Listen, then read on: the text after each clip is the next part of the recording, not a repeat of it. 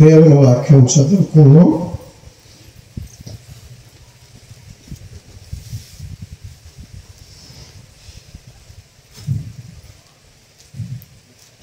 గలతీయులకు రాసిన పత్రికలో నుండి 4వ అధ్యాయం 1వ వచనం. మొదటి అధ్యాయం 4వ వచనం. గలతీయులకు రాసిన పత్రిక అపోస్తలులకు 1వ అధ్యాయం 4వ వచనం. మన తండ్రి అయిన దేవుని చిత్త ప్రకారము క్రీస్తు మనలను ప్రస్తుత దుష్టకాలము నుండి విమోచింపవలెనని మన పాపముల నిమిత్తము తన్ను తాను అప్పగించుకొనెను. దేవునికి యుగయుగములకు మహిమ కలుగును గాక. ఆమేన్. చాలు. దేవుని వాక్యములో దేవుడు మనిషిగా వచ్చాడు, యేసు క్రీస్తు. కనుక ఆయన దేవుడు. క్రీస్తు అంటే ఎవరు పెట్టిన పేరు? పరలోకము అభిషేక్తుడని అర్థం. దేవుడే మన యొక్క పాప జన్మ, పాప జీవితం, పాపమును బట్టి మరణం, శరీర మరణమే కాదు ఆత్మ మరణం, నరక శిక్ష పొందనర్హులమై ఉంటే మన కొరకే ఈ యొక్క పాపయుగము నుండి, దుష్టుడు సాతాను యుగము నుండి నరకమును పొందవలసిన అందరూ శిక్షకు అర్హులై ఉంటే నరక శిక్ష నుండి తప్పించబడటానికి దేవుడు మన కొరకు మనిషి కుమారుడుగా పాపము లేనటువంటి పరిశుద్ధాత్మ జన్మ, పరిశుద్ధ జీవితానుభవం, పరిశుద్ధుడుగా నిరూపించబడి ప్రాయశ్చిత్తార్థమై దేవుడే ఆయన మన కొరకు అర్పించాడు అని మాట్లాడుతున్నాడు. దుష్టయుగము నుండి విమోచించే నిమిత్తం, పాపము నుండి, శాపము నుండి, నరకము నుండి.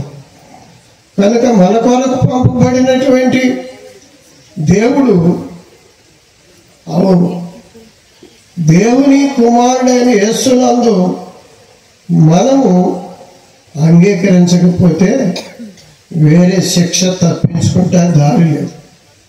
అందుకే ప్రభు అయిన యేసు క్రీస్తు ఆయన ఈ లోకములోనికి వచ్చి ఆయన ఏమన్నాడంటే, ప్రయాసపడి పాప భారం మోసుకుని సమస్త ప్రజలు నా యొద్దకు రండి, సమస్త ప్రజల పాప భారము నుండి విడిపించుటకు పిలిచి అన్నాడు. అంతేకాదు ఆయన ప్రభు అయిన యేసు క్రీస్తు అంటాడు, నమ్మి బాప్తిసం పొందిన వాడు రక్షించబడును, నమ్మని వానికి శిక్ష విధింపబడును. శిక్ష ఏంటి? నరక శిక్ష. పాపములో జన్మించి పాపములో పడిన వాని ఒక మనుషుని ద్వారా పాపములోనికి జన్మను మనము జన్మించాం. దేవుడు మొదటి మనిషిని పాపములో రూపం ఏర్పాటు చేసి సృష్టించలేదు. అర్థమవుతుందా? అందుకే ఒక మనుషుని ద్వారా పాపం ద్వారా మరణం, నరక శిక్ష అందరికి సంప్రాప్తమైంది. రామపత్రిక 5వ అధ్యాయం 2వ వచనంలో చెప్పుతున్నాడు, చదవండి. ఇట్లుండగా ఒక మనుషుని ద్వారా పాపము ద్వారా మరణమును లోకములో ప్రవేశించింది. ఆది నరుడైన ఆదామునందు. అర్థమవుతుందా? ఆయన దేవుని రూపంలో దేవుని జీవాయువునది ఆయనలో నుండి స్త్రీనిగా చేస్తే సాతాను ఆజ్ఞలు అతిక్రమింపజేసి ఆ తినగోడని చేయగోడని చేపించి మాట తప్పి పాపమును బట్టి మరణం వచ్చింది. కనుక ఆ మరణం ఎవరి నుంచి వచ్చింది? ఆదాము అని ఒక మనిషి. ఆ పాపములో పడిన వారికి పుట్టిన వారు మనం అందరం కూడా పాపులమే, నీతిమంతులు ఎవరు కాదు. కనుక అందరికీ ప్రభువు అందరికీ రక్షించడానికి, అందరి శిక్ష నుండి తప్పించడానికి అందరికి దిక్కైన వాడు యేసు ప్రభు. అందుకే పాపులను రక్షించుటకు యేసుక్రీస్తు ఈ లోకమునకు వచ్చిన వాక్యము నమ్మదగినది, పరిపూర్ణంగా అంగీకరించాలి. సగం అంగీకరించడం కాదు. సగం అంగీకరించడం అంటే ఏదో రోగాల కొరకు, ఏదో అవసరాలు భయాల కొరకు, పెళ్ళిళ్ళ కొరకు, లేకపోతే భోగభాగ్యాల కొరకు, ఆశీర్వాద మేలుల కొరకే కాదు.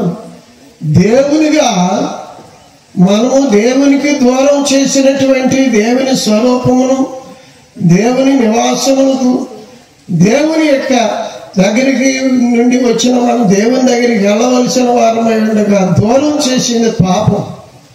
మొదట దేవునికి దూరం చేసింది, ఒకరికొకరికి దూరంగా విరోధంగా చేసి ఇలాగా పాపము. అందుకే పాపము రెండు విషయాలు. పాపము అంటే పాపము దేవునికి విరుద్ధమైనది, అది అంతరంగ ఆత్మ సంబంధమైనది. అపరాధం అంటే ఒకరికొకరికి విరోధమైనది. పాపం అంటే అపవిత్రత, వ్యభిచారం దేవునికి ఆజ్ఞనికి విరుద్ధమైన పాపం. తోటి మానవుని చెరిపినటువంటి అపరాధం, దొంగతనం అలాగనే దేవునికి విరుద్ధమైన పాపం.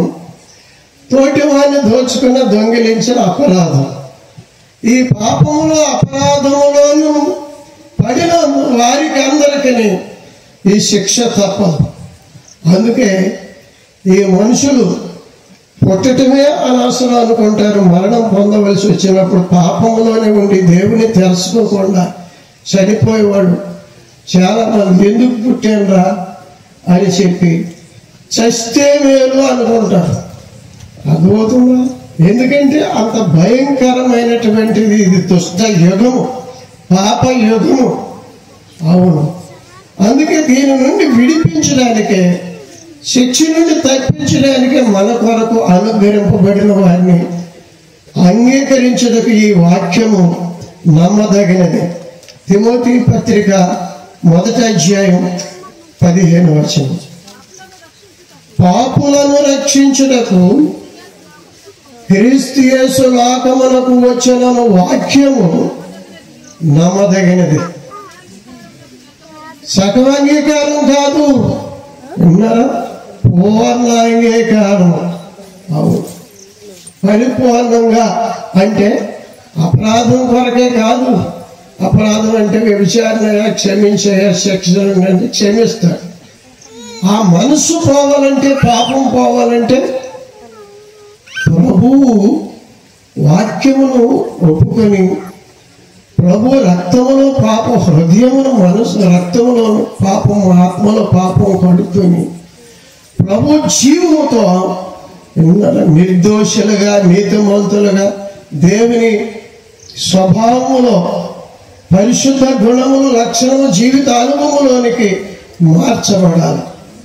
అందుకే చాలా మందికి శిక్ష నుండి తప్పించబడికి ఏదో రోగం నుండి, ఈ లోకంలో శిక్ష నుండి తప్పించబడటానికి, పాపము వలన వచ్చే నరక శిక్ష నుండి తప్పించబడటానికి పరిపూర్ణ అంగీకారం, సకమే క్షమాపణ పొందుతున్నారు. పాపులమని ఒప్పుకుంటే ప్రతి పాపాలు క్షమిస్తాడు. ఆ పాపాల వల్ల శిక్ష, కానీ మళ్ళీ పాపం చేస్తాడు. లోపల పాప స్వభావం ఉంది. అందుకని పాపమును కూడా పోవునట్లు ప్రభువు మన కొరకు అర్పించుకున్న ఆయన రక్తమును, ఆయన జీవమును, ఆయన యొక్క జీవితమును మనము ధరించుకొని విశ్వాసము ద్వారా పరిపూర్ణ రక్షణ. అందుకే పూర్ణ రక్షణకు పూర్ణ అంగీకారమును కోరికమే. అందుకు పరిపూర్ణమైన వాడుగా ఆయన వచ్చాడు. పరిపూర్ణ సౌందర్యము గల సియోనులో నుండి ఆయన వేంచేయుచున్నాడు. 50వ కీర్తన 2వ వచనంలో చెప్పుచున్నాడు. సియోను అంటే జై జీవిత అనుభవం, పరిపూర్ణుడు కనుక పరిపూర్ణుడు ప్రభు యేసు. ఆయన పరిపూర్ణమైన దేవుడు. అందుకే దైవ శక్తితో దేవుని కార్యాలన్నీ చేశాడు. దయ్యములన్నిటిని జయించాడు, పాపాన్ని జయించాడు, మరణాన్ని జయించాడు, పాతాళ ద్వారాలు పడద్రోసి ఆయన యందు విశ్వసించిన వారికి పాప శిక్ష, అవును నరకం శిక్ష, రెండవ మరణం లేక నిత్య జీవుని కొరకు ఆయన కార్యం, విమోచన కార్యం, పరిపూర్ణ రక్షణ కార్యం చేసి, అందుకే చాలినటువంటి రక్షకుడు. చాలిన నన్ను నీ విడచి కోరితి దీవెనలెను భావనలేమో తరచి వదలితి వాక్యాగారం కల్వరిలో ఆదరించు ఆదరించు ఆదరించు నా ప్రియ యేసు రాజా.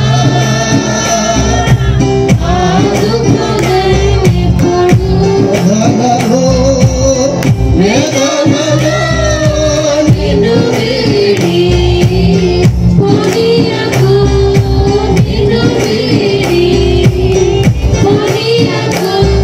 కనుక మనము దేవుణ్ణి లేక దేవుళ్ళని దేనికి నమ్ముకుంటామంటే, లోకంలో శరీర సంబంధమైన అవసరాలు, ఆశీర్వాదాలు, దేవుళ్ళకి అన్నిటి కొరకే నమ్ముకుంటాం. అది కాదు, ఏది కోరుకుంటే అది ఇస్తాడు ఆయన. అవునా? కానీ కోరుకోవాల్సిన రక్షణ కోరుకుంటే పరిపూర్ణ రక్షణ. అవును, రక్షకుడైన క్రీస్తు యేసును గురించిన విషయంలో ఆయనను మనము సంతరించుకుంటుమే. ఆయన ఆత్మ, ఆయన ప్రాణ, స్వభావం, శరీరం అంతటను మనము ధరించుకున్నట్టు కొరకు రక్షణ కోరు వారికి రక్షణ కలిగించడానికి నేను ఇప్పుడే లేచేదను వచ్చి అలాగే వచ్చి ఉన్నాడు. కీర్తన గ్రంథము 12వ కీర్తన 5వ వచనం చదువు. బాధపడు వారికి చేయబడిన బలత్కారమును బట్టి నిట్టూర్పులను బట్టి ఇప్పుడే లేచేదను. ఏం కోరుకున్న వారికి ఇప్పుడు చెప్పు. నువ్వు ఏమి కోరుకున్నావు? రక్షణ కోరుకుని రక్షణ పొందావా? రక్షకుని పొందావా? చాలా మంది రక్షణ అంటే బాప్తిస్మం రక్షణ అనుకుంటున్నారు. అసలు బాప్తిస్మం అంటే అర్థం తెలుసా? పోగులేమన్నాడంటే గలతీ పత్రిక 3వ అధ్యాయం ఆయన 25వ వచనం చదవండి. అయితే విశ్వాసము వెల్లడైను. నమ్మటం అంటే ఏంటో వెల్లడైంది. కనుక ఇక బాలశిక్షకుని క్రింద ఉండము. ఇక మనము ఆచార సంబంధమైన పండుగలు చేయటం కాదు. చాలా మంది సువార్త అంటే గుడారాల పండుగలు, సువార్తాల పండుగలు, ఇంకేంటి పాటల పండుగలు, భోజనాల పండుగలు, ఆర్కెస్ట్రా పండుగలు ఇవన్నీ అనుకుంటున్నారు. అది కాదు. ఆయన ఏమంటున్నాడంటే విశ్వాసం వెల్లడయ్యింది. యేసుక్రీస్తునందు మీరందరూ విశ్వాసం వలన దేవుని కుమారులై ఉన్నారు. నమ్మకం ద్వారా దేవుని కుమారులు. ఆయన దేవుడు, యేసు ప్రభు దేవుడని నమ్మేవా? దేవుడని నమ్మితే దేవుడి చేతిలో ఉంది ఆయుష్, ఆరోగ్యము, కాలగతులు, సమయం అన్నీ కదా. మరి అన్నిటికి భయపడతావే? దయ్యానికి భయపడతారు, దారానికి భయపడతారు, ప్రతిదానికి భయపడుతున్నాం. గంటలు, గడియలు, ముహూర్తాలు, తిథులు, తదులు, దినాలు, తద్దినాలు, ఇటు నుండి కీడేసి ఇటు నుండి కీడు అన్నీ అంటున్నాం. ఎందుకనంటే నిజముగా దేవుని గురించినటువంటి నమ్మకం పూర్ణ అంగీకరించిన యేసు ప్రభు ద్వారా కలుగుతుంది అన్ని భయముల నుండి.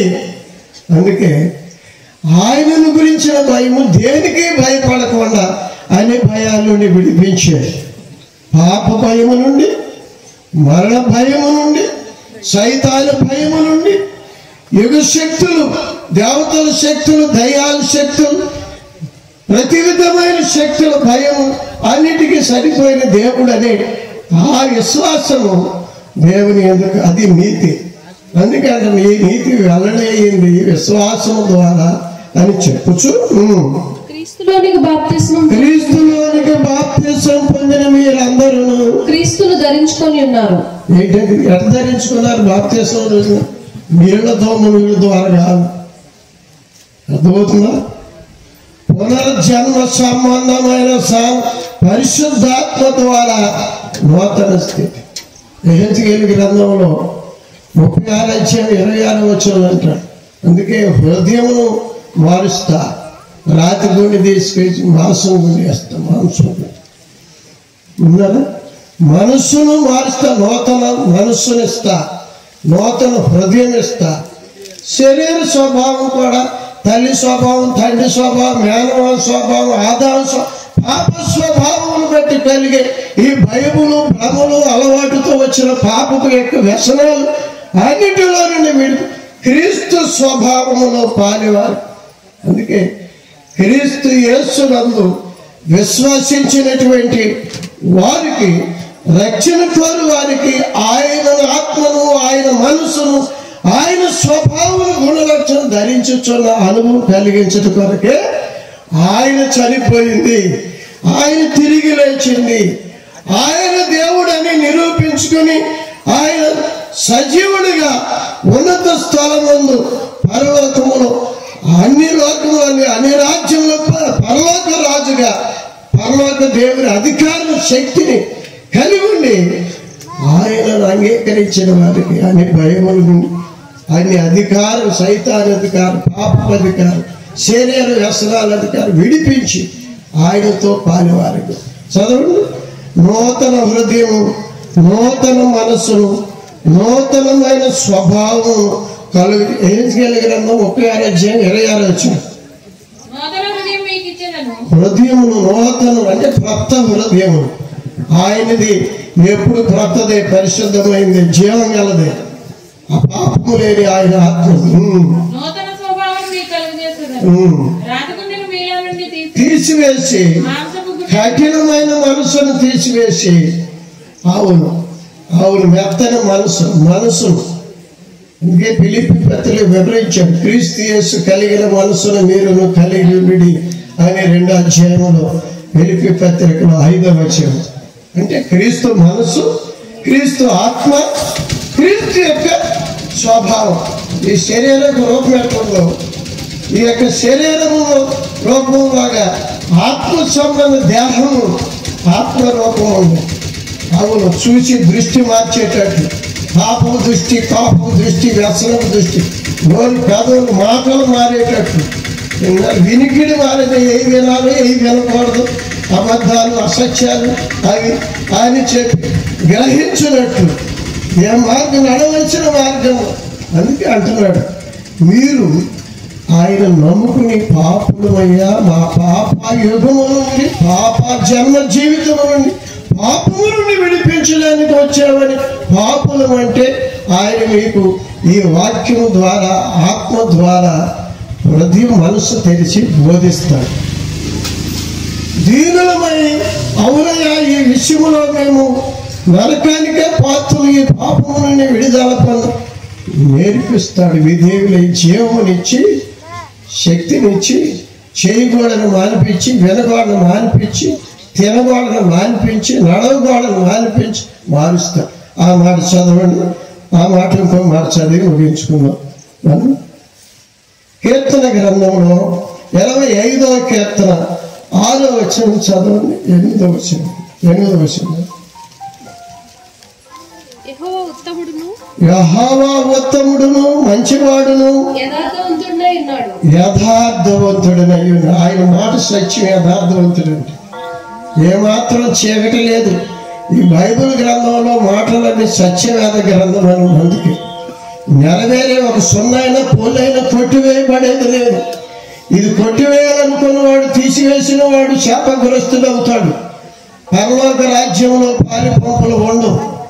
అవును, కలిపి బోధించేవాడు తెగుళ్ళన్నీ వస్తాయి. దీనిలో ఉన్న ఎన్ని తెగుళ్ళు వస్తాయి చివరి గ్రంథంలో రాయబడి ఉంది. ప్రకటన గ్రంథం 22 అధ్యాయంలో 18 వచనం. అందుకే ఆయన అంటున్నాడు, ఇది ఉత్తముడును కావున తన మార్గమును గురించి ఆయన పాపులకు ఎవరికి ఉపదేశం చేస్తాడు? అవును, నాకు రావటం లేదా అని పంతులు గారి దగ్గరికి వెళ్తే అడిగితే చెబుతాడు. కానీ వచ్చిన రాపాలు కూర్చుని అట్టాగే నటిస్తూ ఉంటే చదువబుద్ధుడికి. అందుకే రక్షణ కోరు వారికి రక్షణ కలిగించేవాడు రక్షణ సువార్త పోటాలి. క్రీస్తు యేసు ప్రభువునందు ఈ దుష్ట యుగము నరక శిక్ష కారణమైన సాతాను నుండి, పాపము నుండి, ప్రతిశాపము నుండి, భయము నుండి విడిపించడానికి వచ్చిన ఆయన శిలువ మరణ పునరుద్ధానుడైన యేసు నామము పూర్ణ అంగీకరించడానికి యోగ్యమైన ఈ సువార్త, జీవ సువార్త మరణమును వ్యర్థం చేసి జీవమును, అక్షయ దేహమును, అక్షయమైన క్రొత్త మనసు, క్రొత్త స్వభావం కలుగు చేయటానికి అందుకు వచ్చిన దేవుడు నాకు వాగ్దానం ఇచ్చాడు. తిమోతి రాసిన 2వ పత్రిక 1వ అధ్యాయం 10వ వచనం చదువు. అందుకే దీనులకు ఆయన కృప శక్తి ఇచ్చి నడిపిస్తాడు దేవుడని రాగం తీసుకుంటే డ్యాన్స్ చేస్తాం కాదు. విన్నారా?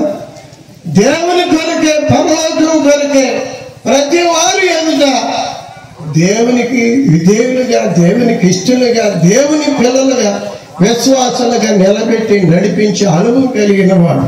నేను అనుభవంతో నేను ఎరుగుతూ దేవుడు లేడు, దెయ్యం లేదు అనేటువంటి వాడనైన నన్ను దేవుడు అలాగన అనుభవం కలిగించాడు, బోధించాడు. అవును, ఆయన ఆత్మ ద్వారా దినదినము అన్ని విషయాలు అద్భుతమైన ఏ మనుషుడు, ఏ దేవత, ఏ దేవుడు, ఏ రాజు, ఏ అధికారి చేయని కార్యాలు, ఏ ధనవంతుడు చేయని కార్యాలు జరిగించుతూ నడిపిస్తూ ఉన్నాడు. అందుకే మనము దేవునికి దీనులమై ఉంటే ఆయన నడిపిస్తాడన్నమాట. అందుకే అంటున్నాడు, చదవండి. మన క్రియలను బట్టి కాక తన స్వకీయ సంకల్పమును బట్టి అనాది కాలముననే క్రీస్తు యేసునందు మనకు అనుగ్రహింపబడినదియు క్రీస్తు యేసును మన రక్షకుని ప్రత్యక్షత వలన బయలుపరచబడినదియునైనా తన కృపను బట్టి మనలను రక్షించి పరిశుద్ధమైన పిలుపుతో ఆయన మనలను పిలిచెను. ఆ క్రీస్తు యేసు మరణమును నిరర్ధకము చేసి ఏంటది క్వశ్చన్ పాడండి. జయ జయ యేసు, జయ యేసు, జయ జయ క్రీస్తు, జయ క్రీస్తు, మరణము గెలిచిన జయ యేసు, మరణము జయ పరమ ఫలము జయ యేసు, పరమ జయ యేసు, శరణము నీవే జయ యేసు, జయ జయ యేసు, జయ యేసు, జయ జయ క్రీస్తు, జయ క్రీస్తు, సాతాను గెలిచిన జయ యేసు, సాతాను ఓడెను జయ యేసు, సాతాను గతించే జయ యేసు, సాతాను గతించే జయ యేసు, దాతవు నీవే జయ యేసు, జయ కొట్టివేసి అట్టి జీవమును పునరుద్ధాన జీవమునిచ్చి మరణ బలుడి నుండి, మరణ భయము నుండి, మరణమనే భయమనే ప్రతి దాస్యము నుండి, అట్టి భయపెట్టే భ్రమ పెట్టే ప్రతి విధమైన అబద్ధము, అసత్యము, అక్రము, అపవిత్రాత్మలు, శక్తులు, యుగశక్తులు, దేవతలు, దయ్యాల శక్తులు, అవును శరీర సంబంధ వ్యసనాల శక్తుల నుండి విడిపించే జీవమును, అక్షయ దేహమును మనకు అనుగ్రహించిన కొరకే ఆయన మన కొరకు పంపబడిన వాడు.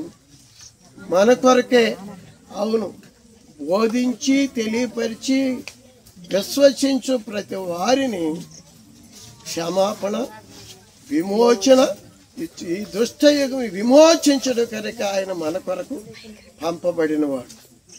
అర్థమవుతుందా? కనుక పంపబడినటువంటి ఆయన అని చెప్పి నా కొరకని ఎవరైతే ఆయన ధరిస్తారో, అవును ఆయన శిష్యులుగా చేరి మీరు సర్వలోకానికి వెళ్ళి సర్వ సృష్టిని నా శిష్యులుగా చేయండి, ఆయన చేత ఆత్మల భారమిచ్చి ఆత్మ సంబంధమైన సువార్తనిచ్చి ఆత్మ యొక్క జీవనిచ్చి పంపిస్తాడో అట్టి వారి ద్వారానే దేవుని యొక్క రక్షణ స్థిరపరచబడుతుంది. అదే దాసులు అన్నది.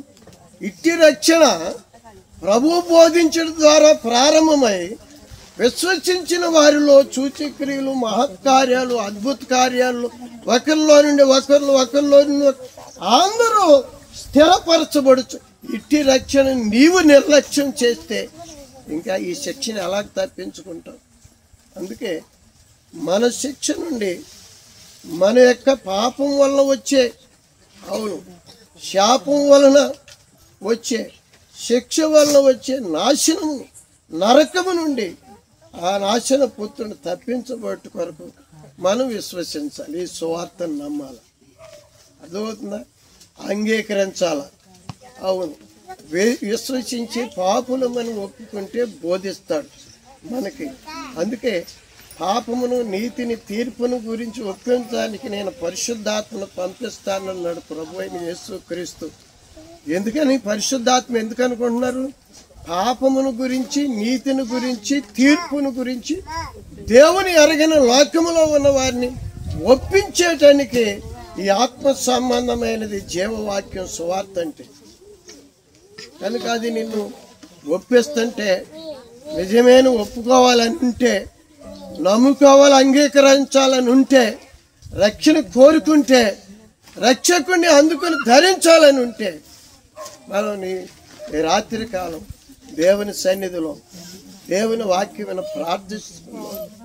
ఆయన జీవమును, అవును నిత్య జీవార్థమైనటువంటి సువార్త సత్యమును, అవును సత్య స్వరూపి అయిన క్రీస్తు యేసునందు ఆత్మ ద్వారా, ఆయన రక్తం ద్వారా ఆయన మన యొక్క జీవితాలను నిత్య జీవార్థమై ఏ రక్షణ అనుభవంలో రక్షకుడు ధరించినట్లుగా రక్షకుని మనం ధరించి ఆయన స్వభావంలో ఆయన రాజ్యం పాలివారగినట్లుగా ఈ దేవుడు తన వాక్యం మన వినికిడిలో దీవించింది.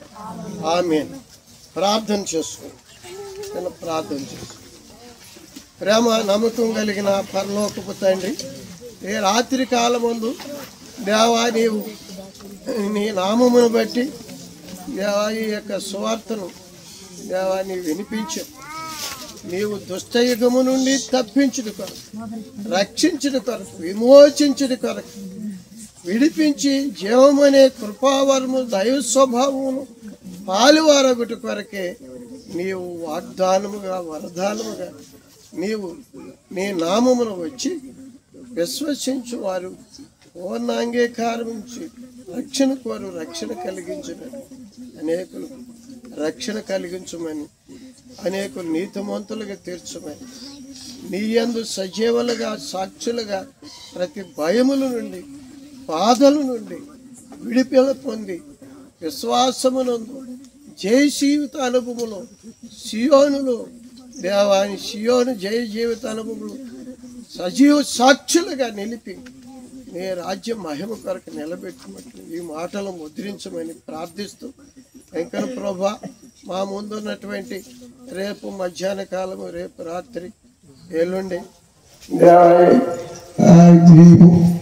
2 దినాలు కూడికులను సంపూర్ణమైనటువంటి నీ సువార్త ప్రకటించబట్టు, పరిపూర్ణమైన నీ కృపతో దేవా ఒక్కొక్కరు నింపబట్టు, సంపూర్ణమైన నీ సీయోను జయ జీవితంలో ఏ ఒక్కరు నశించక నిత్య జీవార్థమే అనుగ్రహింపబడిన వరముగా ప్రదాతగా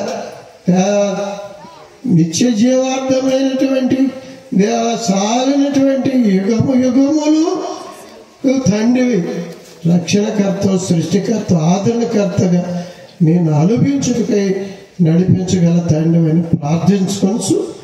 యేసు క్రీస్తు ప్రభు దివ్యనామములు వేడుకున్నాము తండ్రి, ఆమేన్.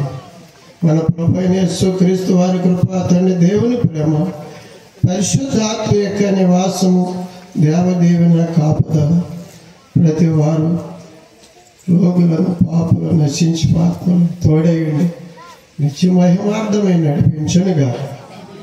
ఆమేన్. అందరికీ వందనాలు.